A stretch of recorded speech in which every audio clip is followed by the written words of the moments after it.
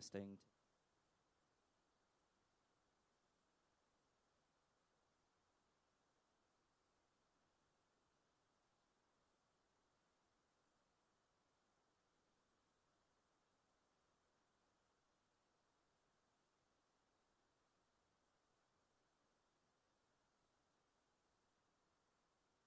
Hey, hey.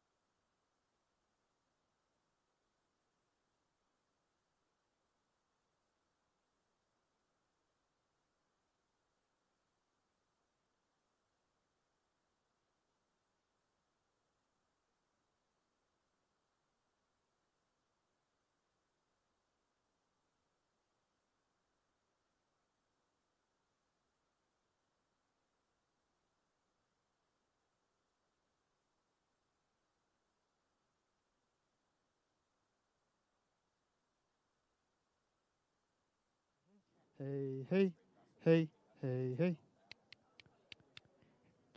Hey, hey, hey, hey. Are you getting this? Hey, hey.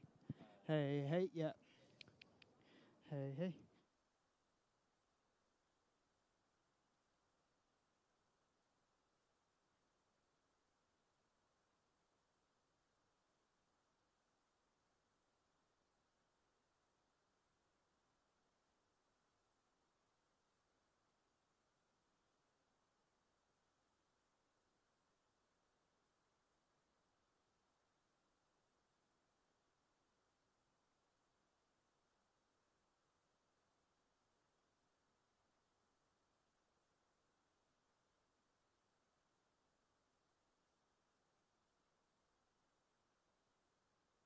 Hey, check, check, check. Hey, hey, 5, 6. Hello, hey, hey, 1, 2, 3, 4, 5, 6, 7, 8. Hey, hey, check, check. 1, 2, 3, 4, 5, 6, 7, 8. Check, check. Hey, hey, 5, 6, 1, 2. Hey, hey, 5, 6, 7, 8. Check. Hey, hey, 5, 6. I'm just testing. Check, check. 1, 2. Hey, hey, hey. Check, check, check, check, check. Hey, hey, hey, 5, 6, 7, 8. Hey, hey. Check. Hey, hey, hey, hey, hey, hey. 5, 6. Hey, hey, hey, hey, 7, 8. Hey, hey. Check, check, check, check, check.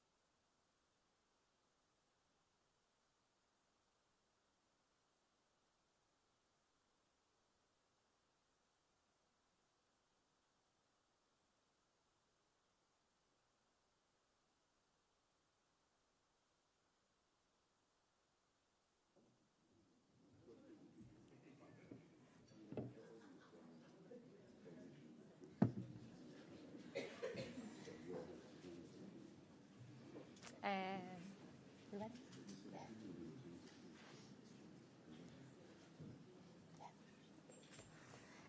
Good morning, and a very warm welcome to everyone joining us here in person at Somerset House this morning and online through our live stream.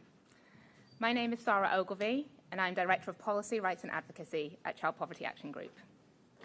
And while I am obviously not a day older than 25 myself, I'm delighted that you're joining us today to celebrate, or to mark, CPAG's 60th anniversary. With the budget only weeks away, and with the government's anticipated child poverty strategy ready any day soon, this is an absolutely critical moment to reflect on how the UK has reduced child poverty in the past, and to talk about what action government needs to take now to make sure it meets its own ambition to give every kid the best start in life. We have a packed and varied schedule for you this morning, and we're absolutely delighted that the Right Honourable Gordon Brown is joining us to speak, along with Minister for Local Government and Homelessness, Alison McGovern. We'd also like to say a warm welcome to Angela Rayner, former Deputy Prime Minister, for joining us today. Frankly, I'm looking out at an audience of economists, social policy experts, preeminent human rights lawyers, and charity people. So I think it's fair to say that we're talking to a room of political geeks. The voice of Amal Rajan is going to be very, very familiar to you all, and he is joining us today to help us talk about CPAG past, CPAG present, and CPAG future. And in what is undoubtedly going to be the showstopper, towards the end of the session, we're going to be joined by Ark Atwood Primary School, who are going to sing us a few songs. I am not going to ruin their moment by telling you what they're going to sing, but have tissues at the ready. It's the 6th of November. I think both literally and metaphorically, we're probably going to be free from fireworks this morning. But as far as I'm aware, there are no fire alarms planned. So if you do hear anything, then treat it as for real and exit by the sides. So that's all from me for now. And first of all, I'm going to ask you to welcome Jane Miller, CPAG Chair of Trustees.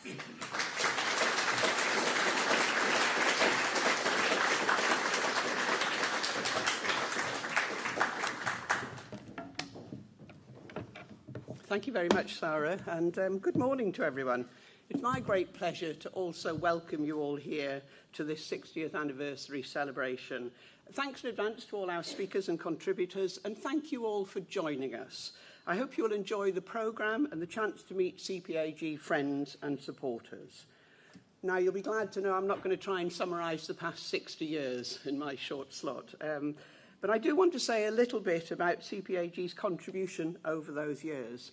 I'm greatly helped in this by the excellent history of the first 50 years of the CPAG, written by Pat Thane and Ruth Davidson, which is available on the website if you haven't already read it. Makes great reading. Let me remind you first, CPAG is a charity with the object, quote, to prevent poverty among children and families with children, and to promote action for the relief, directly or indirectly, of such poverty. There are three main ways in which this objective has been pursued over the years. First, the marshalling of research and evidence on the extent, nature, causes and experience of child poverty. Two publications started things going.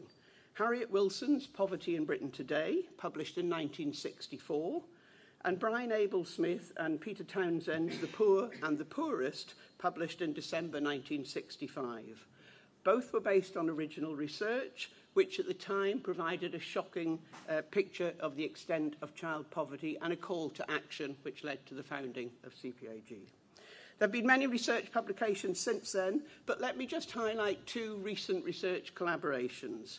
The Cost of a Child with Loughborough University provides important evidence each year on how much it costs families to provide a minimum socially acceptable standard of living for their children.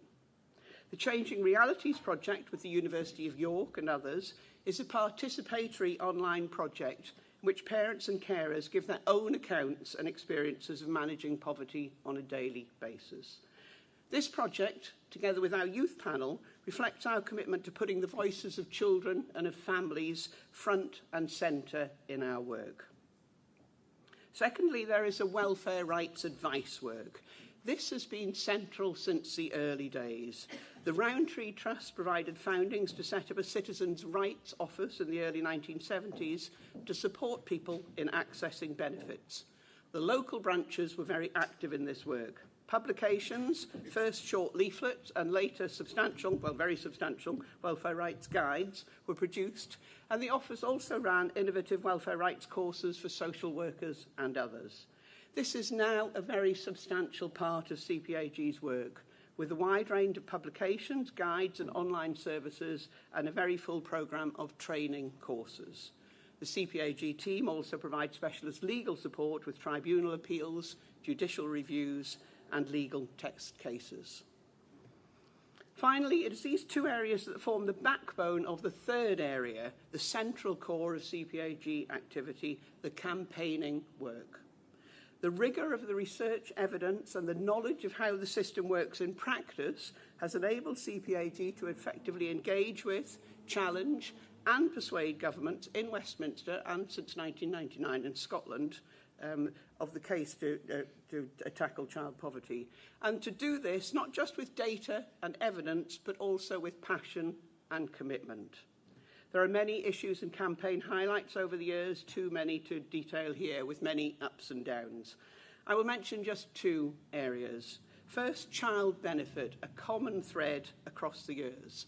CPAG played a major role in ensuring that child benefit was implemented from 1977 and has continued to defend and to argue for the importance of child benefit, making the moral, the social and the economic cost for society to support all children. Second, and very much in our minds at the moment, the development and implementation of a national child poverty strategy due to be published soon. CPAG has vigorously presented very clear messages about what should be included, about the need for clear targets and milestones, and about regular reporting. We don't forget that we've been here before in the early 2000s with the strategy then driven in large part by the commitment and leadership of Gordon Brown. It is therefore a real pleasure that Gordon is with us here today as our keynote speaker. We thank you very much for that. Remember, Sarah already said this, but important to remember, that strategy was successful. We know it can be done and we can do it again. None of these achievements would have been possible without the work of dedicated and knowledgeable staff. The current team, led by Alison, and all the previous directors and their teams. We owe a big thanks to them and to all the many people who have served as trustees over the years, generously giving their time and expertise. And also thanks to our many members and supporters. This celebration is about all of you in this room. The banner on the CPAG website states, quote, "We are the trusted voice on child poverty." I think that sums it up very nicely. Over 60 years, CPAG has built a reputation for rigorous, clear, well-founded evidence and testimony on child poverty. Governments need vision, sometimes courage, to do the right thing. CPAG has helped to provide that. Whatever the future holds, I'm sure that CPAG will be there to review, to comment, to monitor, to evaluate, to persuade, and to convince, tirelessly pursuing the aim to end child poverty in the UK. Thank you.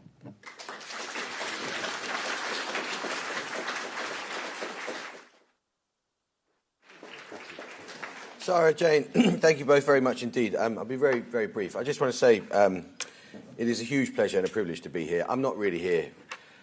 This will annoy my colleagues from the BBC when I say it, but I'm not really here as a BBC journalist. I'm here because for 25 years I've been completely obsessed with this subject and noticed that in recent years child poverty has gotten a lot worse. And I've spent decades now working with kids from incredibly tough backgrounds and watching the horror with which they approach their daily life is, I think, the great moral stain in our country. And for those of you in this room who looked at this document, which I'm proud to say the BBC spent a lot of time looking at last week, called the indices or indexes of multiple deprivation, it was an absolutely haunting piece of work that showed that for certain communities in this country, poverty is extremely serious and getting worse and has been bad for a very long time. So that's why I'm here. I'm intellectually interested in it, and I think that we need to elevate it on the media agenda.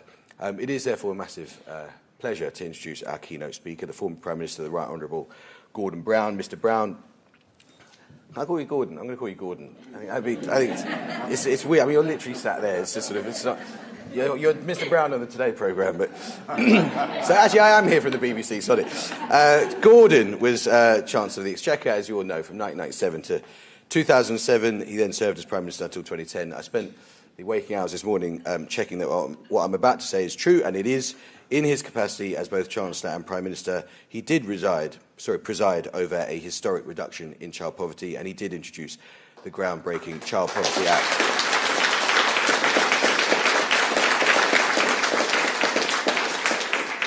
That said, child poverty in the UK today is at a record high. 4.5 million children live in poverty. And on the occasion of CPAG's 60th anniversary, I think Gordon is the ideal person to tell us how we reduced child poverty in the past, and now in a very different and perhaps harder context, we can perhaps do it again. Gordon, thank you.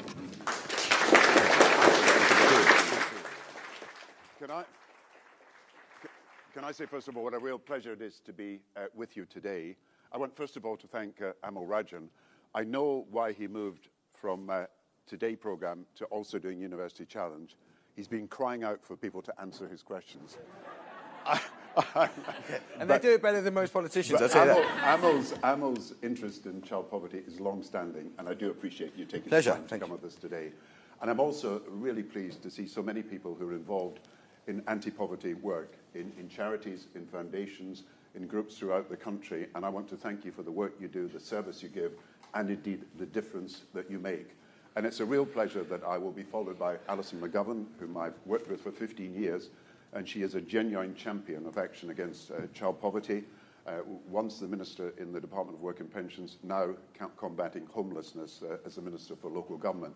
And I'm very pleased also that we've got Angela Rayner here, because she has also done so much work to highlight the issue of child poverty. We have Meg Hillier here, who's the chairman of the Select Committee, who interrogated the gambling industry and forced an admission that they thought the gambling industry did no social harm. And I hope that the country will understand that there is something that's got to be done to deal with social harm caused by the gambling industry. And we've got Jonathan Ashworth, who used to be the spokesman on child poverty and who's now, probably like Amal, a television commentator over many hours. But seriously, the reason I'm here is to commemorate and also congratulate Child Poverty Action Group on its years of achievement. You know what we say in Britain, given our long history, that the first 500 years of any institution is always the most difficult. Child Poverty Action Group has achieved more in 60 years than many institutions will achieve in 1,000 years.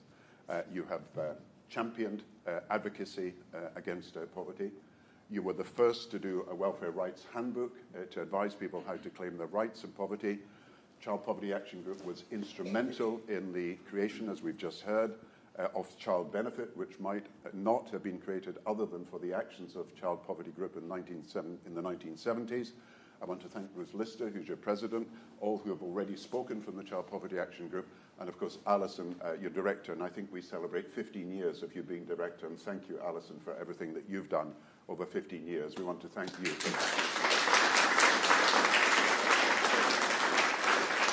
And we must remember one other thing, if I may say so, that the Child Poverty Action Group has got to raise money to do its work, and it has to raise £5 million a year, something I hadn't quite realised is something that we must help them to do so.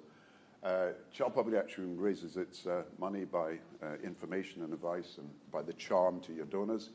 I used to have another way of raising money, and it was called taxation. Some of you know that when I was doing the finance job, my house was burgled and vandalised, and the police came round and said, is there anybody who might have a motive? Is there anybody who's got a grievance? And I said, well, you know, any one of 30 million taxpayers. So when you know now that there are 1 million children who are trying to sleep tonight without a bed of their own, when you know that there are 2 million children in this country who are in a home that either doesn't have a washing machine or a fridge or a cooker to get hot and fresh food, or doesn't have the toiletries like soap and shampoo and toothpaste that make for a decent life, when we know from a survey that there are 3 million children that are having to skip meals because there's not enough food in the house, And when we have this shocking figure that there are now 4.5 million children in poverty, the highest figure for 60 years, higher than even under the Thatcher major years, then it's got to be said that if a child poverty action group did not exist, it would have to be created today to deal with these injustices and inequalities in our society that have got to be addressed. Children going to school ill-clad and hungry, I see it in my own former constituency where I live. Families having to choose between heating, eating and keeping clean. Mothers after a back-breaking work, and I've seen it, having to queue up at food banks to get food just to make ends meet for the children. And children, as the Children's Commissioner reported in the summer, tragically feeling ostracized, isolated, humiliated, shunned at school, and ashamed that they're part of a family that is suffering poverty. Homes without heating, bedrooms without beds, kitchens without kitchen utensils, floors without floor covering, toilets without even toilet rolls. This is the state of life for many, many millions of children in Britain today, and we've got to address this in a way that has got to happen with the Child Poverty Review. Now, I'm delighted that the government set up a Child Poverty Review immediately it came into power. I'm delighted also it's had a consultation period, and I've been one of those people who've been submitting a consultation to it. I'm also hoping that it will report at the time of the budget with recommendations for the future. And my point is this. We will need a national alliance of foundations, charities, businesses, local, national and devolved governments over these next few years to keep the flame of hope alive that poverty can be addressed in this country and indeed poverty can be eradicated in this country. And I know that the government wants to see living standards rise, and the one group of people who have suffered the biggest cut in living standards is the poorest families in our country, partly because of the two-child rule. I know the government wants to have a budget that is about fairness, and there is no group that deserves fairer treatment than those people who have suffered over these last 15 years. And I know that the government's budget is about the long-term future, and we know that the best investment in the long-term future of this country is to invest in those third of the children, almost half our future, who have been denied the ability to succeed at school at the moment because they're ill-equipped to go to school because of poverty in their family. If you think of the condition of Britain, there was a condition of Britain question at the beginning of the 19th century as a result of industrialization. And it took people like Dickens to expose the poverty, himself having grown up in poverty, to expose the poverty in the country. And it led a conservative Prime Minister Disraeli to talk about two nations that did not recognize the existence of each other, the rich and the poor. And it led on to even Churchill in the 1906 Liberal government saying that there was a gap between the accumulated excesses of wealth and the gaping sorrows of the left-out millions, and that led to a decade of social reform. And then in the 1930s, there was another condition of Britain question because of mass unemployment, and it led to the welfare state, and it was charted, of course, by Orwell in The Road to Wigan Pier. And it led to the welfare state, it led to the health service being free at the point of need, it led to the creation of family allowances in the 1940s, and it led to this idea of social security, which was then a good word, social security, that would take, as Bevan said, to take the shame out of need, something that is not true in the way that some politicians in the past have seen the problem. But we now have a new condition of Britain question, and I think we've got to face up to the severity of it. It is far worse than you would have imagined a few years ago. It is far more serious than a lot of people are prepared to admit. And when I look at the figures that we get, the statistics, and also meet some of the children who are affected, what has happened is not only that there are 4.5 million children officially in poverty, there are 2 million children now in the deepest of poverty. And as the Roundtree Foundation has said, there is 1 million children who you might call destitute because they're without some of the basic shelter, food, basic toiletries and hygiene goods, and they have classified them as destitute, or you might say near destitute as a result of the condition that they face.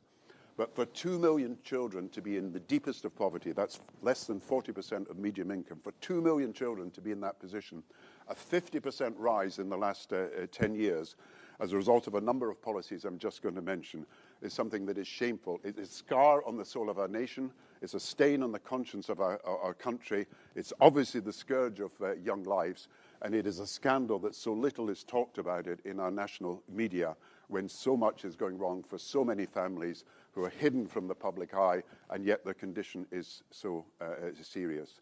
And so I want to deal with the condition of Britain question as a result of what I welcome as a child poverty review about to report soon. And I think there are three things that have got to be done. One is we've got to be aware of destitution, and we've got to take action to do it. And I know that Alison will speak about homelessness and the fact there's 180,000 children in temporary accommodation at the moment, some of them beyond the legal limit. And she and others want to do something about this very soon.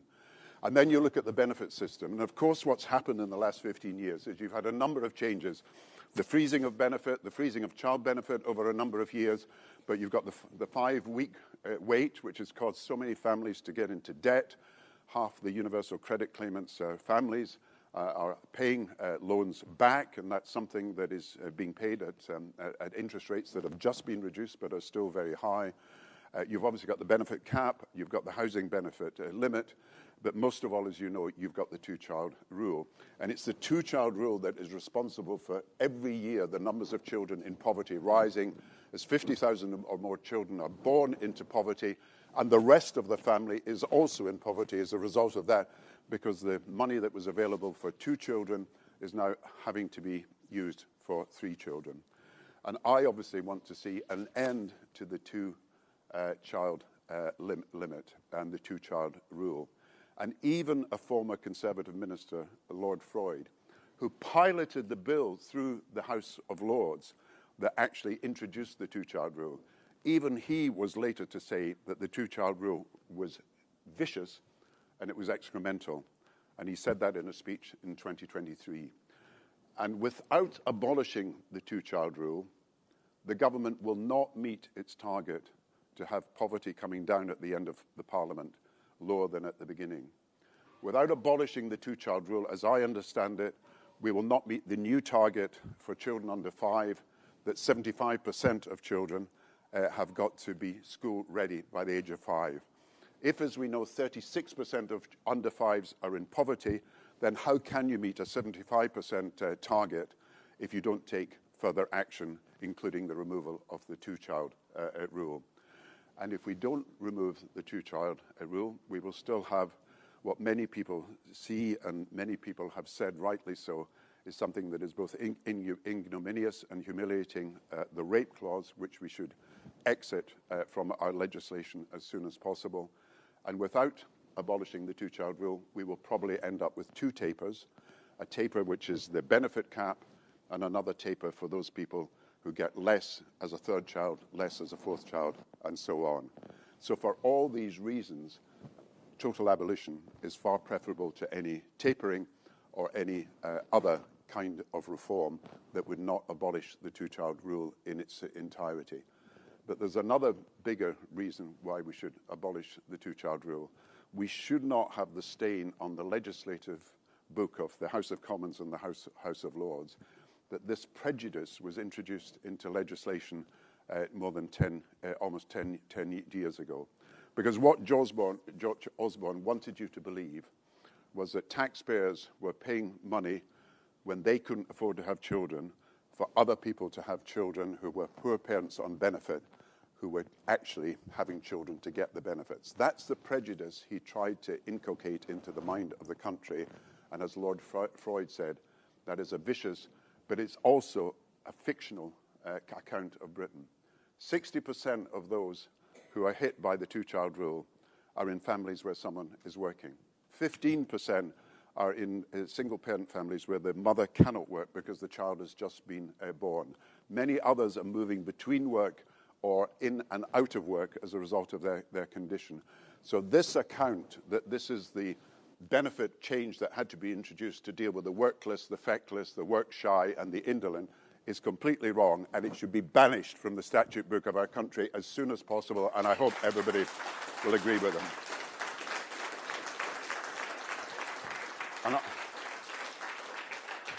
And I would suggest that the way to do this is to use the gambling levy that we have been proposing, and if necessary, a banking levy to pay for this change.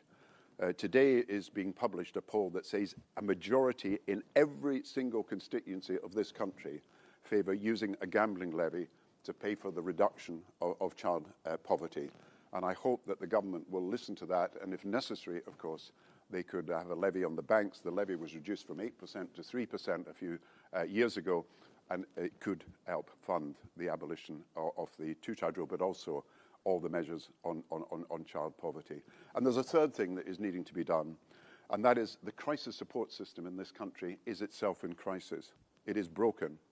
Because if you look at what has happened over the last few years since the abolition of the social fund, what has happened is when people fall into difficulty in an emergency, an unplanned, an unforeseen happening in their lives, a death in the families, a redundancy, a cancer, a broken family, something that has gone wrong, then the benefit system is not as good at dealing with that as it used to be, but equally at the same time, people have come to rely on local charity, and local charities are under pressure too. So the Household Support Fund, soon to become the Crisis and Resilience Fund, is only $1 billion. It's been frozen at that for a number of years.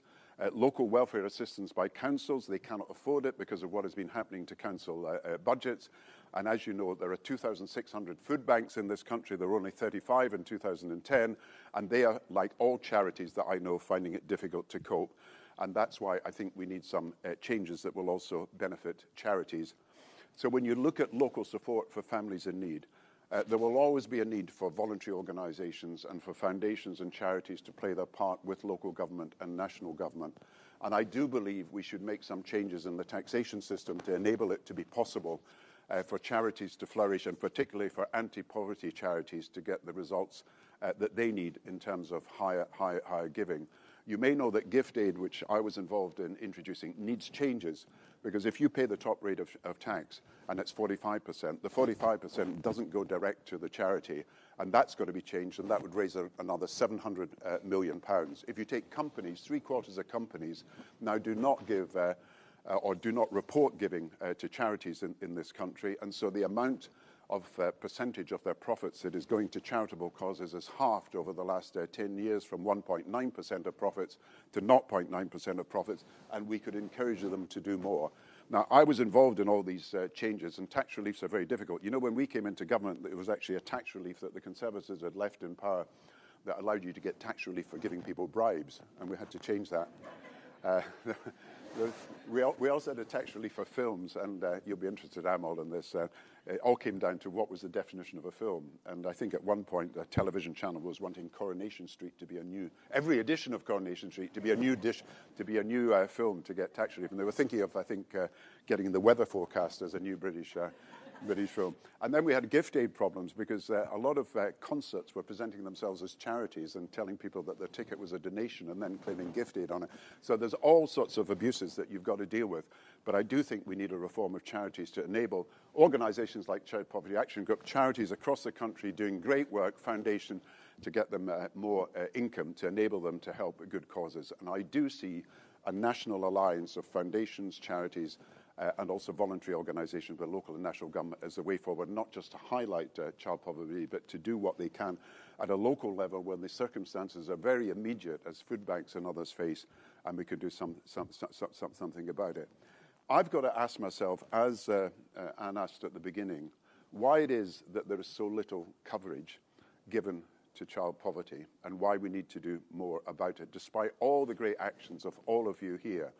It's always been a mystery to me why 4 million children are in poverty, but there is more coverage to everything else but child poverty in our country, and why there's a sort of silence in a lot of the media about the conditions of children that are not reported on. You know, Eglert Jebb said, the only international language people understand is the cry of the child.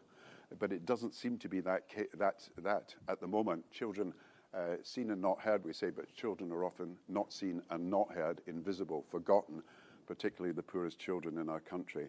And if you look back to when Child Poverty Action Group was formed, and at the same time Shelter was formed, the Disablement Income Group was formed, a lot of great causes formed in the 1960s, because this was a time when, to be honest, I was also growing up. It was the time of the Beatles, it was the time of Vietnam War, the time of student radicalism, it was the time of anti-apartheid movements, and I grew up in that atmosphere.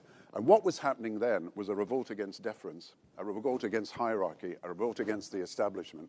And of course, what happened then was people were emphasizing individual freedom, autonomy, personal liberation.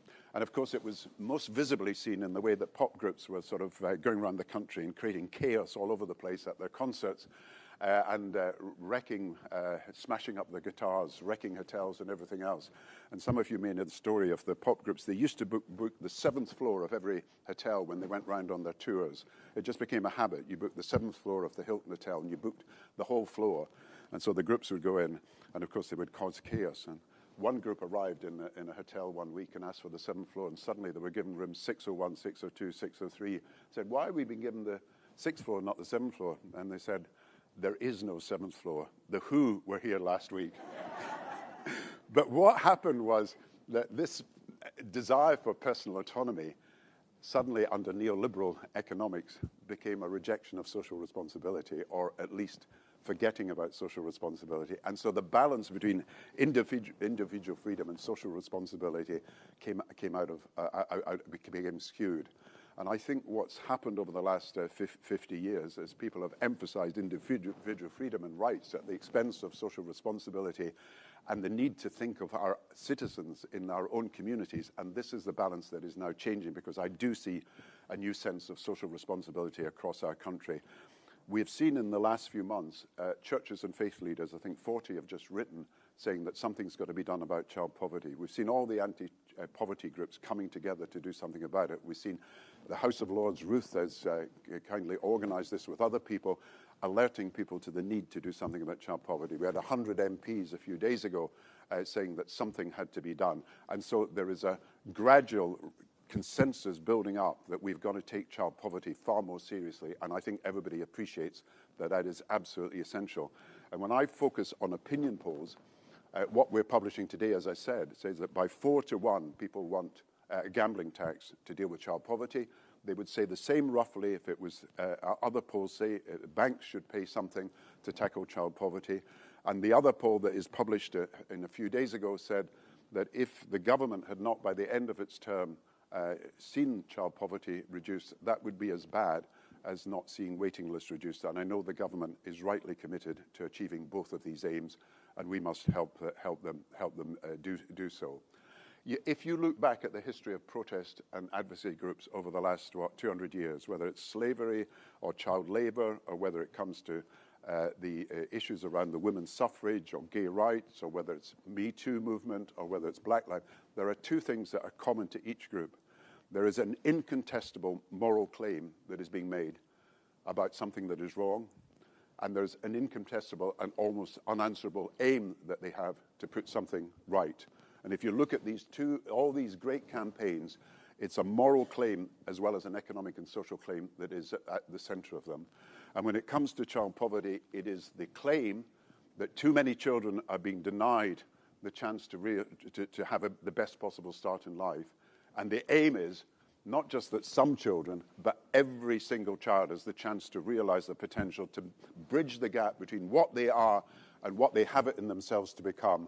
And that is what we are trying to achieve. It is not just about some children, it is about every single child in this country having the chance to make the best of their lives, to be able to develop their talents, and to be equipped to do so by being free from the poverty that so many people suffer today. And that must be the moral claim. I just end with one story. In the 19th century, when people started to become aware of the need for social progress and social improvement, Tennyson was the most famous poet of all. And he wrote the great Ulysses, to strive, to seek, to find, and never to yield, a great sort of hymn to optimism about what you can achieve if everybody works together. But then later in life, Tennyson, maybe it was because he became a member of the House of Lords, not in Ruth's case. Maybe he became cynical about the future, and he wrote this poem, which is called Locksley Hall, 40 Years On, and it said, "O chaos, O cosmos, O cosmos, O chaos, where will it all end?" He was so pessimistic about the future. And Gladstone, who was the Prime Minister at the time, wrote this article in the Poetry magazine, 19th century. I mean, which Prime Minister has ever tried to write poetry? Maybe Boris Johnson, I suppose. But he wrote this article, and he said, "You've got it all wrong, Tennyson. You've got it all wrong. look back on your first poem, which was called Locksley Hall, before Locksley Hall 40 years on. And what that poem was said, dipped into the future as far as the eye could see and saw vision of the world and the wonder it could be. And what he was saying was appeal to people's sense that you can have a better future, appeal to people's optimism about the future, appeal to people's hope about the future. And that's what we have got to do.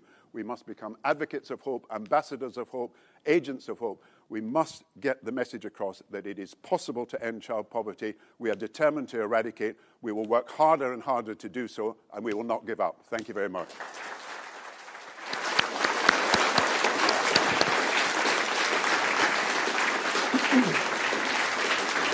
Thank you. No, not at all.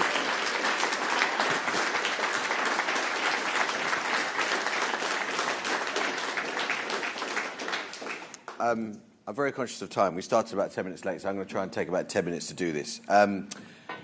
You, Gordon, got a lot of support in the room for your position, which everyone knows, on the two-child benefit cap. But it is just a fact that the Labour government currently has not changed its view, and the Conservatives are against the change, and only the Reform Party, I'm not sure about the Lib Dems, but only the Reform Party have said that they would scrap it. And they've changed their mind in the last 3 Have days. they? Yeah. I just want to put to you, because I think it's worthwhile, I just want to challenge you on that by putting to you the argument that not just George Osborne but others have done, which explains the current position.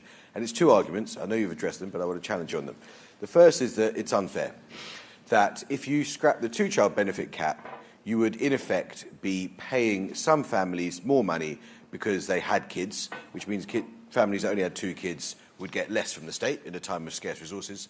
And the second is that we can't afford it. Even if you raise $3 billion from gambling companies, there are other ways of spending that $3 billion. Well, look, first of all, we're in a consultation period, so all of us should put our views. It's not that the government has come out against abolishing the two-child rule. No, the government has not yet made up its mind. The Treasury, as you know, has always been reluctant to consultation exercises. You might know 100 years ago, there was a huge cry from the Ministry of Defence that they wanted to build 6 warships. And the Treasury, as usual, said, we can only afford 4. So the Treasury said, we'll put it out to a public campaign. And then this public campaign happened, we want 8 and we won't wait. And so instead of getting 6 or 4, they actually had to pay for 8. So the Treasury's always been worried, as I found when I was Chancellor, about consultation exercises. But the consultation exercise has been very, very, very clear.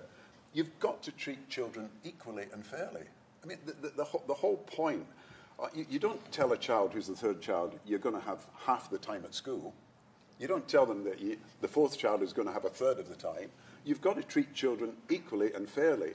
Now, what Osborne was saying, and I'm sure he said it to the Select Committee when he spoke to it yesterday, he thought it was politically popular because he could peddle what is a lie, that all the people who were getting this benefit for the 3rd or 4th child, all these people were work-shy and feckless and indolent, and they were having children simply to get the benefits. It is simply wrong, and we've got to keep pointing that out.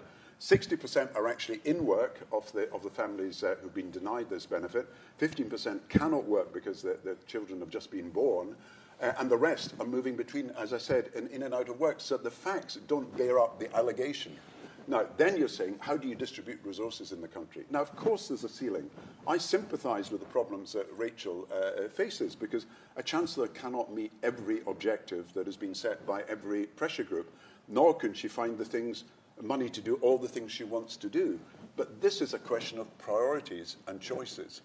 And so if the gambling industry is making excessive profits, and they are excessive profits, and if they're doing a great degree of social harm for problem gamblers, then it is right that just as we tax smoking and just as we tax alcohol, we tax gambling in a fair way. But you know, the rates of taxation for cigarettes are 70%, 80%, for alcohol 70%, and for gambling 21%. In Delaware, the tax on online casino gambling is 57%. In Britain, it's 21%. And so there is a huge gulf between what is a fair rate of taxation and the taxation we're choosing. So I'm saying you make choices as a Chancellor, and surely, as most of the public have said, it is better to tax the gambling industry to pay for action on child poverty than to leave the gambling industry making massive profits and doing a certain amount of social harm in the process. And if you don't get the money from the gambling industry, why don't you get the money from other areas, like the banks had a levy, and the levy was reduced, and the levy could be increased? Yeah, and you had a windfall tax on energy companies when you came in. In terms of the choices that a Chancellor faces, when you had a strategy in 1997, very different economic circumstances and environment to that which prevails today, what were the other successful bits of the child poverty reduction strategy? What are, say, the 2 or 3 most effective pillars? For instance, Sure Start, the IFS, people may know here, the IFS did a very remarkably persuasive account of Sure Start, where they said Sure Start was very effective, and if you did it now, there would be a benefit in a short-term investment would yield big-term results. Absolutely, and you're absolutely right. Look, in 2010, the Child Poverty Action, the Child Poverty Act was passed to reduce child poverty, and around that architecture was Sure Start, educational maintenance allowances. You had the child trust funds, so you were going to give children the chance to save money through the government supporting that. You had all these measures, including, of course, nursery education and the doubling of educational expenditure. All these things were happening to give people the chance for the children to be brought up in a way that would be useful for the economy as well as good for themselves. Now, the Conservatives and all other parties supported that act in 2010. They all supported it. It went through the House of Commons. And then, after the coalition came into power, they dismantled that act. And that's what has gone wrong in the country, that it's been too easy, because perhaps we have not been strong enough in our advocacy for things that are accepted by the political parties one year simply to be abolished by them the next year. And so the child trust funds have gone, educational maintenance allowance have gone. There were 2,600 Sure Start centres. There's so few of them now. They're now being rebuilt as family hubs and so on and so forth. But this whole architecture was destroyed, and therefore there's got to be a consistent public opinion, a national alliance. We've got to come together, 4 nations, all of us, if you like, a movement to protect the reforms that are made, as well as ensuring that reforms are made. And I think what's different in this... See, Joe Biden in America, Joe Biden had a child tax credit. 3 million children were taken out of poverty. And then suddenly the Senate and Congress changed hands, and the child tax credit was taken away, and 3 million people were pushed back into poverty. And there was almost silence in America because there was no consistent national movement that was pressing for action to be done. And that's why I'm saying today we must have that national movement, and it should be in every area of the country. And I see the public opinion ready to support it, but we've got to make it happen. Your friend and former colleague, Ed Balls, did a very, very comprehensive bit of work, I think last year, on regional inequality in this country. He interviewed you for it. It was a paper for Harvard, and he interviewed John Major and Tony Blair and many, many other people. And he showed that regional inequality in Britain is much worse than comparable nations. We are more tilted towards our capital city. We have fewer second-tier cities. Exactly. And if you put his work, which is brilliant, it's all there online, alongside the Index of Multiple Deprivation released last week, you find that there are pockets of very, very intense poverty in this country which are stubborn pockets. So, for instance, of those top 10 most poor places, I think 8 of those top 10 were there in 2019 are still there. A place called Jaywick near Clacton has been very poor for a very long time. 6 out of the top 10 are in and around Blackpool. Why is it that, apart from your point about the media, which I completely accept, it's a disgrace how much this issue is ignored, and I'm trying to do something about it, but why is it that in the UK uniquely, we have this problem of regional inequality, and we have these pockets that seem completely ignored and where it's very hard to fix poverty? Well, it's partly the concentration of power in one part of the United Kingdom. I mean, you know, America's got New York as the financial centre, Washington as the political centre, other countries, you know, Bonn and Berlin, Frankfurt. I think the concentration of power in the south has been a problem because some of the areas north have been neglected over a long period of time. So you need a proper regional policy. But you see, I would be more positive about the potential of these areas. If you go around Britain, there are clusters of innovation, of innovative industries, technologies. If you go to Scotland, we've got precision medicine, we've got financial technology, we've got renewable energy. Go to the northeast, much more renewables. If you go to Wales, cyber security. If you go to Manchester, graphene. You've got lots of great new innovative technologies that are developing in our country, a lot of them medical technologies, and that's where we should be investing so that we can actually have growth in every region of the country. So it's an economic question, but it's also, of course, understanding the depths of despair in some of the communities of this country. And I think we have got to draw attention to it so that people will actually change their mind about what needs to be done. It's too easy to look at London, which has its own levels of poverty, and only look at certain parts of London as prosperous, or Oxford and Cambridge and so on, and they've got pockets of poverty as well. So it's too easy to look at some areas of the country and say there is a lot of prosperity here, but we've got to do something about the poorest areas of the country. And I think you've got to be positive, however. You've got to say, look, there is huge potential in this country. If we can actually have children getting the chance to develop their talents to the full, and we've got these innovative technology that we can exploit, then there are jobs for people in the future and a freedom from poverty. Okay. Final question. One of the most striking statistics which you marshalled and which the CPAG has put out into the public domain is the fact that I think you said 60% of these children are in families where people are working. And the issue is in-work poverty. So this is not about welfare, which is a separate issue, or fecklessness. But one of the prevailing economic trends, pretty much since you left power, is the declining share of national wealth that makes its way to the labour force. This is across many Western democracies. And this is a huge silent economic revolution where work is no longer a route to not just wealth, but being able to support your family. If you were Chancellor today and you look at what's happening where in-work poverty is a problem and you have this long-term trend that work is no longer a route to safety or security, let alone wealth, how do you begin to address that long-term trend? Yeah, by the way, the figure is 70%. 70, sorry. 70% of children in poverty are in working families.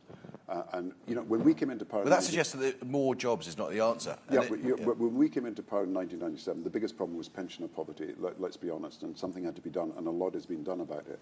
Now the biggest problem, and people have not quite realised it in some parts of the country, is child poverty.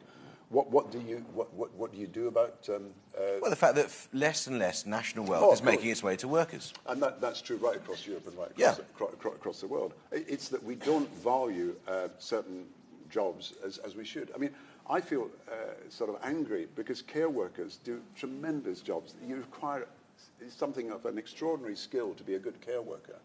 It's something that is not valued. And we pay care workers relatively low wages. We as a society have got to value the kind of work that is important to us, because it will become more important as more people are elderly, and more people need care, and we don't value people properly. So we've got to have a debate in this country about how we value work itself and the jobs that are valued, because the differentials between the top chief executive and the person who's on the factory floor have grown so much over the last, 10, 15 years, grown incredibly high, and we've got to say, look, a national debate about how you value work and obviously the value we place on extraordinary talents that are not recognised by us at the moment. I think everyone in this room massively values your input on this. Ladies and gentlemen, please thank Gordon Brown. Thank you. Gordon, thank you so much. Thank you so much.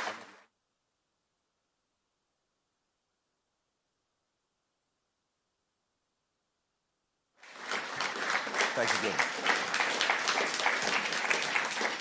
Thank you, Gordon. I'm very conscious we're running over, but it was his fault. We are now joined by Alison McGovern, Member of Parliament for Birkenhead and Minister for Local Government and Homelessness, who Gordon mentioned. She's a member of the Government's Child Poverty Task Force, which she also attended in her previous role as Minister for Employment. Please welcome Alison.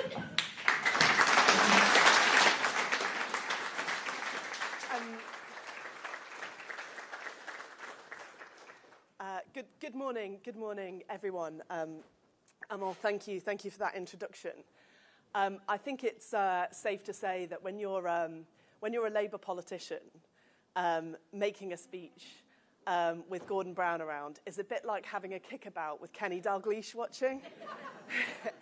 It's so fantastic to hear Gordon make the case, and I know that we're all really glad that he's here. But the first thing I really want to say is a massive thank you to the Child Poverty Action Group. Thank you for 60 years of hard work. Thank you for 60 years of standing up for the people in our society without votes, too often without a voice, but without whom politics would be utterly pointless. And that is our kids. That's what CPAG does, and I'm so proud to have worked with you through a small proportion of those 60 years. Thank you for all that you have done, particularly to support new ministers coming in and all ministers down the years with all of your insights. Thank you, Amal, for mentioning the indices of multiple deprivation that were published recently.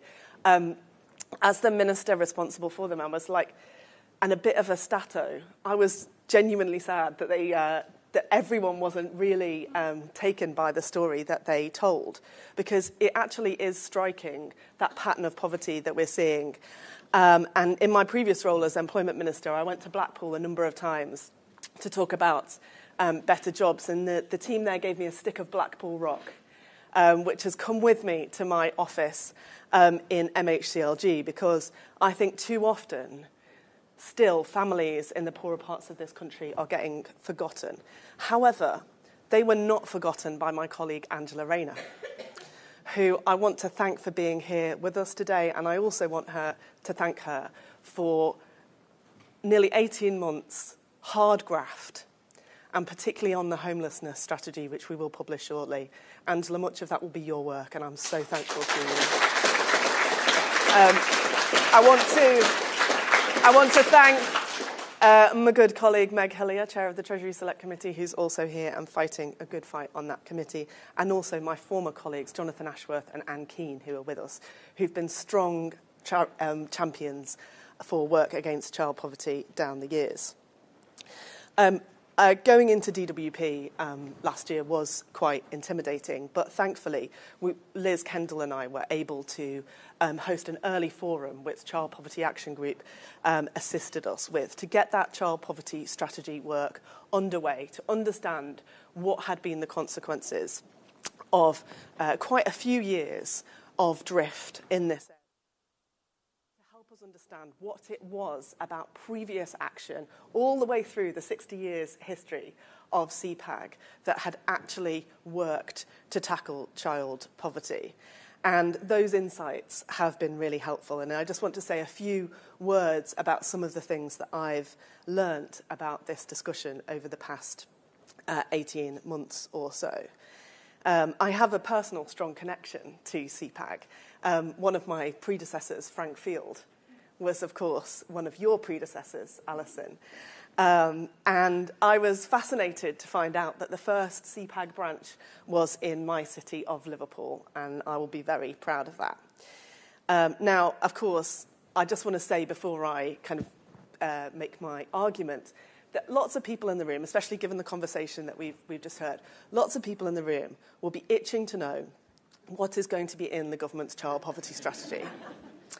Well, obviously, I can't say, because it's not yet being published, and I'm not going to preempt any of the details of that this morning. Obviously, you wouldn't expect me to.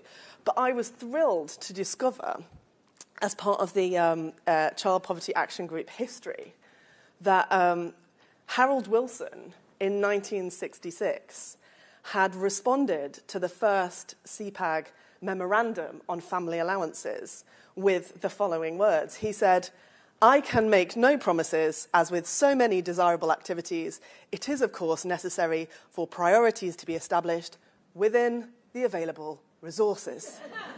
And I felt a bit of solidarity there from Harold Wilson through the years. So obviously I can't say what's going to be in the strategy, but I want to make an argument about the purpose of the strategy, and to build on what Gordon said about why we do need, I think, a movement in support of all our kids. In my new role, I have been absolutely horrified to discover the number of our children who are in temporary accommodation, and to know that in the 5 years to 2025, that temporary accommodation contributed to the deaths of 74 of our kids, including 58 who were babies. Now, that is not acceptable. It shouldn't be acceptable to anyone in British society, and actually I don't believe that it is acceptable to any of us. So the imperative of a strategy that brings together those 4 themes, incomes, costs, financial resilience, and good local support, is absolutely uppermost. We need that strategy to look right across government policy and look at every lever we can use to help our children have a better future. But I want to make some comments about the public debate on child poverty, because I wrote previously in the New Statesman, and I believe that the public debate on child poverty has become polarised where we need consensus. And not to rehearse the history again, but I was first elected in 2010 when, as Gordon explained, there had been cross-party support for the Child Poverty Act. But that consensus fell away. And the falling away of that consensus was the context for some of the decisions that we know have driven the rise of child poverty, leading to nearly 1 million more of our kids growing up poor. And for 10 years, the debate has been racked with division. And I think that division puts children who are growing up poor in an absolutely invidious position. At best, they're described as victims in need of charity, looked down upon. Or worse, their families are the villains, a drain on our national resources. Either the victims or the villains. And I think that's wrong. Because children in poverty should be seen as fully rounded humans with agency who deserve to grow up and be able to make choices for themselves.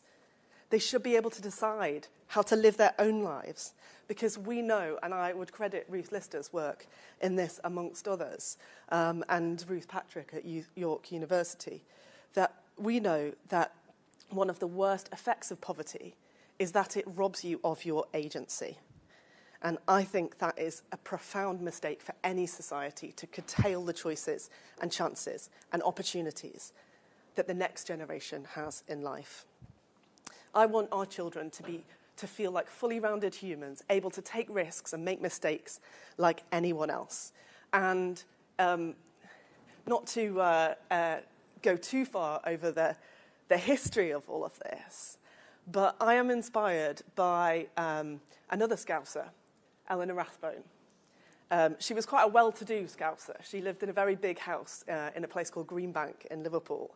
But she was part of a Victorian tradition of friendly visiting, and she'd visited a lot of very, very poor dockers' families in Liverpool. So she had done this research to analyse the condition of those families, and she described the very poor choice set that those poor families in Liverpool at the turn of the last century were constrained by. Today we would call that the poverty trap. But she knew that it was there then. And as a woman who had broken the mould, who had gone to university, who had forged her own path in life, she knew that poor families needed not condescension or condemnation, but more resources through a better job and a system that supported them to take power and control over their own lives. That was the case she made for family allowances, and it's the case that I would make for the child poverty strategy now. Because child poverty keeps families stuck in a frustrating battle with their finances when they should be making progress in life. And I'm seeing that in my new role, working with local government up and down the country on how they see the local support aspect of the strategy, how we can make sure that there's a friendly face and somebody to help, offer a cup of tea, give advice on parenting and so on in every local community through Bridget's Best Start in Life programme. And I saw it in my old job working with job centre colleagues who knew that often poor families had two poor choices. So as I said, the strategy to come, and forgive me, you've probably all heard this in this room so many times, but the strategy to come will consider better incomes for families, dealing with some of the costs of poverty, where we know there's a premium to be paid if you're poor. We want poor families to improve their situation through financial resilience, and we published the financial inclusion strategy just this week, and we want to see good local support, as I said. We'll also be publishing very soon a homelessness strategy building on the work of Angela and also my colleague Rushanara Ali, who did an incredible job on that too.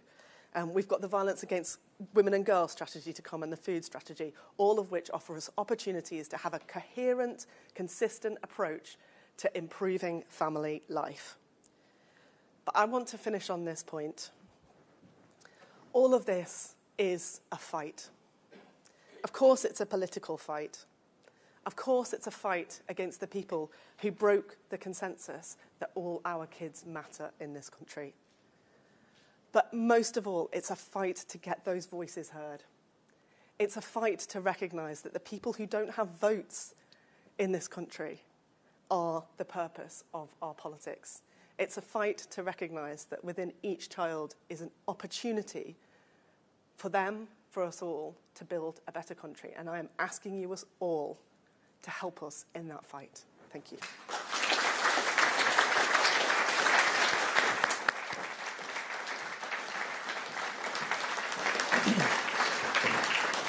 Alison, thank you.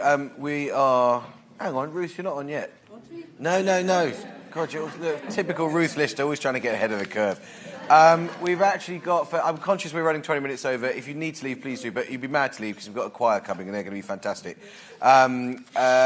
Please welcome to the stage the CPAG Chief Executive Alison Garnham and CPAG Policy Director Sarah Ogilvie.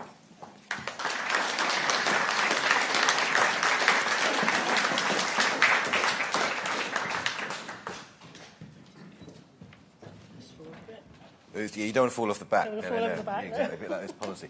Alison, if I could start with you, I just want to get straight into it. What are you looking for in the coming budget and in the coming child poverty strategy? So there are some really... Do I need to press I think it's all right. Is it working here? Okay. Yeah. There are three things we want. We want a strategy that begins with removing the policies that are driving child poverty up. And that means as a first step, we must get rid of that two-child limit and the benefit cap. There's absolutely no alternative. If they stay, then by the end of this Parliament, we'll have 4.7 million children in poverty rather than 4.5. So the only way that can stop is to do something about it now, to stop that increase. 100 children a day are being pulled into poverty by the two-child limit. We want a cross-government strategy, exactly as Gordon described. We want that again. There are levers across government that we need to pull. I mean, the last strategy had the first Childcare Act ever, Sure Start. We had action on, the New Deal for lone parents. We had a minimum wage introduced, but we had tax credits and increases in child benefits. So it understood the importance of social security. Given so many low-income families are working, we are very conscious that wages will not always respond to the size of a family. It doesn't respond to the cost of children. That's why you need child benefit. And that's why you need the social security system. So we need to fix social security, starting with abolition of the two-child limit. Sorry, when you look over the long 60-year arc of the CPAG and you think about... Not personally. Not personally. God, no, not personally. But I know you've studied the history because, it's an important year in the history of this fantastic organisation. We're in a bit of a particularly bad patch, aren't we? If you think that child poverty has been if you look at the arc of progress, obviously with a kind of prevailing economic wind in the 60s and maybe 80s and 90s, things were getting better. We've heard from Gordon about what happened under Labour government. And in a sense, you could put aside politics here, but the fact is we're in a bad moment in that 60-year journey. We are in a really bad moment. There are a record high number of children living in poverty in 2025 in the UK. That's an absolute disgrace. And in lots of ways, the country has changed in the past 60 years, of course. But frankly, the fact that there are still children who are going hungry, who are living in cold, damp homes, who, despite going to school, still don't have the same opportunities in life that their peers do simply because of their family income. I find that shocking, even though I say that every day. It's the strongest indicator of how well a child will get on at school is their family income. Yeah. How can that be the case? So it's really, really concerning that we have seen this trajectory. And on the one hand, it's depressing, isn't it? It's really depressing. But on the other hand, the good thing about working in child poverty is we know what works. And you said it's not a political point. And in a sense, you're right, because actually we have seen in Scotland, we saw, Gordon's gone now, so I can say this, but actually child poverty started to drop under John Major. Yeah. And we know why. It was when there was investment above inflation in social security support for families. So the answer is clear. Yeah. So, but everything you're saying there, Sarah, and things that you listed, Alison, including tax credits, Sure Start, Social Security, I think Gordon mentioned the education maintenance allowance, they all cost money. And I'm not, for a minute, suggesting that this isn't the thing that ought to be top priority. But when you think that you've got a Labour government, which you didn't have for a long time, you've got the most working class cabinet in history, 100% state educated, you've got lots of people, including former Deputy Prime Minister who experienced real poverty growing up, and yet we have this record high a year into a Labour government.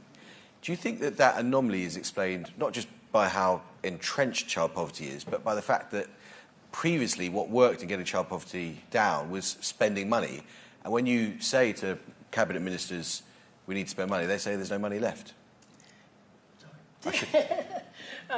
Well, I think we need to put it in context, because over the... There's always money. Well, we spend £1 trillion a year. But over the 14 years of austerity, 50 billion a year was taken out of benefits for families, whereas for other groups that didn't happen.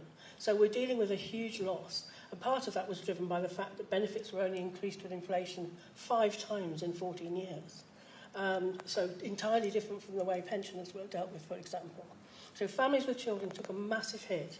So we're not saying overnight you've got to put all that money back, but some of it's got to go back, because it's an absolute crisis that we're facing at the moment. Child poverty has risen by 900,000 over that period to 4.5 million, 31% of children. That's a national high. So it's a crisis for the country. We have to do something about it. And it does cost the country money as well, doesn't it? Of We're here, as Gordon said, this is a moral issue for the people in this room, but it is also an economic issue, and we know that the cost to the state in terms of public services of children growing up in poverty is, I'm going to get it wrong now, but it's kind of 40 billion a year. And of course, the government can't say, well, if we spend this money now, then we can just take 40 billion out of public services. Nobody's saying that. But if we are looking to long-term growth and renewal, government does need to start investing in things that will make a difference to its expenditure over the long term. OK, Alison, could you just give the people in this room who are sympathetic to your worldview a bit of political intelligence, basically, on where you think this argument has gotten to? I mean, when you go to the government and they say this, you've got incredibly powerful advocates in this room. You've got a former Prime Minister of this country making the case he made this morning. What's your sense of where this is at? So there's enormous goodwill. We just heard from Alison McGovern just now. About a lot of strategies yet to be published. Yeah, well, yes. But also a great commitment to reducing child poverty. So we know that there are very strong advocates in government for taking the action that we're talking about. But we also know there's a debate going on about whether they can remove, for example, the 2-child limit in full or in part. And so we're pushing really hard, because this is a once-in-a-lifetime opportunity to do the right thing. If it doesn't go now, as I said before, child poverty will be higher when this government leaves office than when it came in. And that can't happen, surely. If you're a government saying you want a child poverty strategy in order to reduce child poverty, then you've got to take action on the main policy that's driving child poverty up now. Sorry, with your policy hat on, is your sense that some of the things that Bridget Phillipson has done so far, free breakfast clubs being one of them, there's a big curriculum review that was announced yesterday. Is your sense that actually a lot of the energy on child poverty comes from her department, her being someone who's become a cabinet secretary, having experienced poverty as a child herself? I mean, there is huge drive from the Department for Education to make a real difference to children's lives.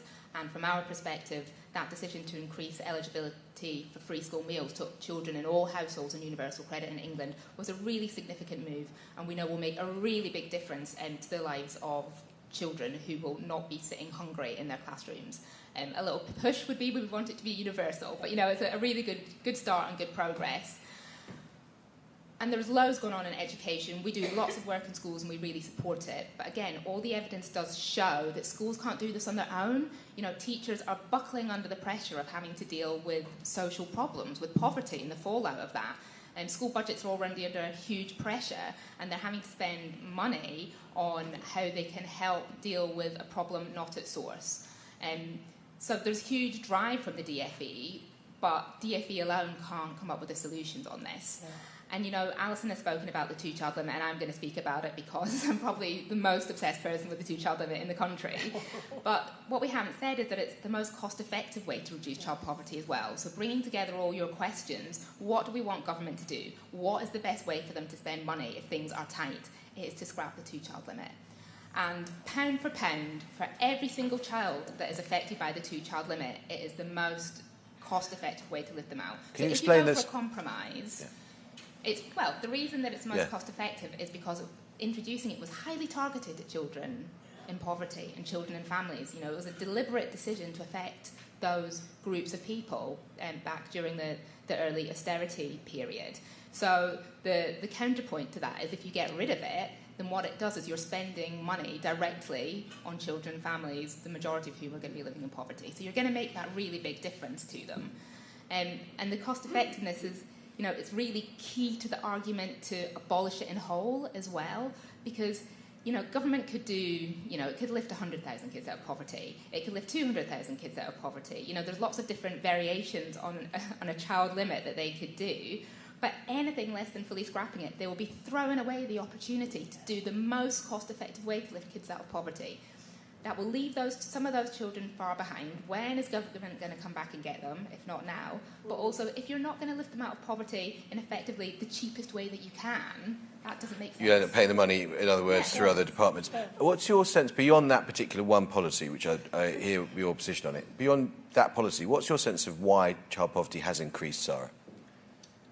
I mean, so it's the social security system. You know, as Alison says, you know, we haven't really gone into this in too much detail, but, you know, if you have children, and lots of us have children, or nieces or nephews, or we're children, you know that they cost money, right? Hell yeah. Know that they cost money. You know that they cost money. And you want to buy them things, and they need food, and they need heating. That's all totally reasonable. So you have children, and your costs will go up. If you have a job, your salary's not going to change to reflect how many kids you have. If you've got to look after them, if you've got caring responsibilities, if, like most parents or aunties or uncles, you want to spend time with them, you might not be able to work full-time. Your flexibility might be limited. So these factors around, you know, the inherent nature of family life mean that in addition to lots of improvements in the job market that government can and should make, you are always going to need a social security system to pick up some of those pieces if you value children, if you recognise that it's an inevitable but time-limited period of people's lives. That is a social, good thing for government to do. As a final question to you, Gordon's good, isn't he? He's quite useful too. Just tell us a little bit about that relationship. Did he come to you or did you go to him? I mean, he's obviously got...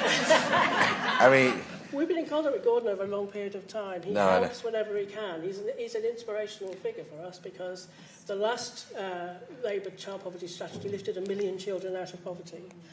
It was enormously successful. We learned that child poverty responds to policy and that we know how to do it in this country. Do we know how to do it? We can do it again. Do we know how to do it in a time of no money? Well, we can albeit we spend $1 trillion years. We can make a start, and I think that's what we're saying, is you have to at least make a start with getting rid of the policies that are driving the rates of child poverty up. Because what that does is to steal away those children's life chances. Low income, as Sarah just said, is causally related to poor health outcomes, poor education outcomes, poor levels of self-esteem and mental health amongst children and young people. We can't have that. We can't have the tsunami of problems heading towards the health service and that schools are having to deal with at a time when we're still a very rich country. We are. It's not acceptable. And we spend $1 trillion a year. Yeah. Okay, Sarah, Alison, thank you both very much indeed. Thank you so much. That was terrific. Thank you so much. There you go. Right. Okay, so next up, we're bringing together CPAG past, present and future with Baroness Ruth Lister, who's not only one of CPAG's earliest employees, went on to become its director, but is currently the honorary president, but also the real star of this morning, Riyadh, who is a member of CPAG's youth panel. Please welcome them. Good to see you, man. You all right? Thank you, Amal. The other day, someone said to me they were looking forward to seeing the ghosts of CPAG past. I'm probably one of the longest-standing ghosts, having worked for the group in the 1970s and the 1980s when poverty soared. But I think it's appropriate that I'm introducing today part of CPAG's future. Riyadh, who is a member of the CPAG's youth panel. So I'm going to ask him a few questions. The first one being, can you tell us what the youth panel is, Riyadh? Thanks, Ruth, and hi, everyone. My name is Riyad, and I've been part of the CPAG Youth Panel since last summer. And the CPAG Youth Panel is a group of young people from across London who come together to explore and understand the problems that young people may be facing related to poverty. We share our experiences raise awareness, and push for change in communities and with policymakers. It's all about making sure young people's voices are heard, and when decisions are made that affect our lives, we have a voice. And joining the CPAG Youth Panel lets me use my voice to push for a fairer future and make a meaningful difference. Thank you. And why is it so important that we hear from children and young people in policy making? Youth voice is so important because no one understands the problems that young people may be facing and their impacts on young people better than us. And adults can guess what we need, but they don't live by it every day. Right. When young people are listened to, the solutions that come out are more real, more practical, and more fairer.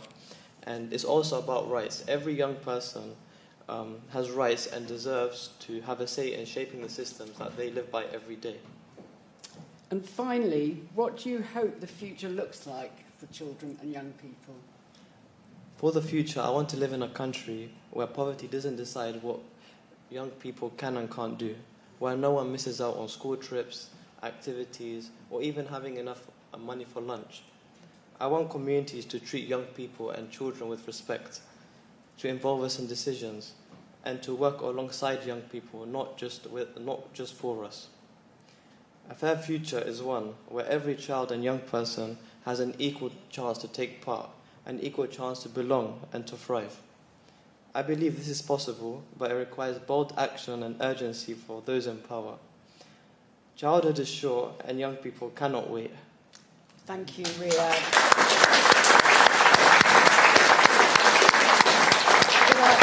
Can I just say I wish that there were cabinet ministers here in the room to hear what you had to say, because A, what you said was so important, and B, it really reflects what's been said earlier about the importance of listening to the voices of children and young people. So thank you very much indeed.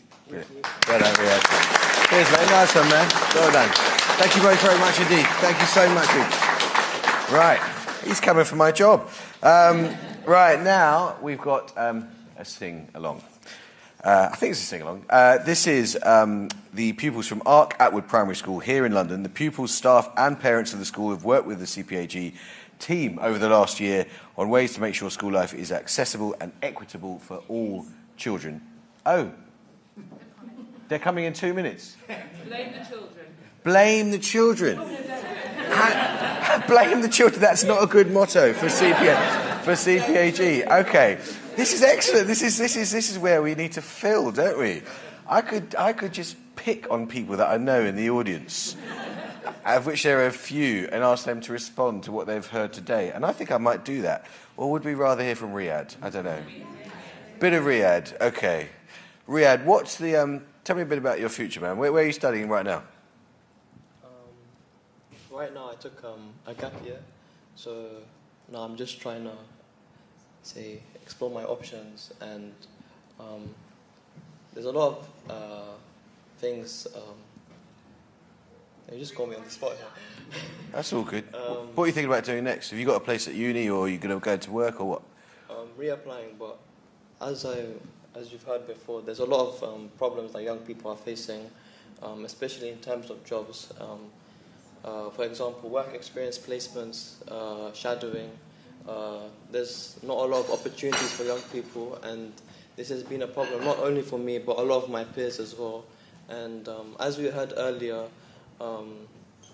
you were saying that attainment is related to the family's income, yeah. Right?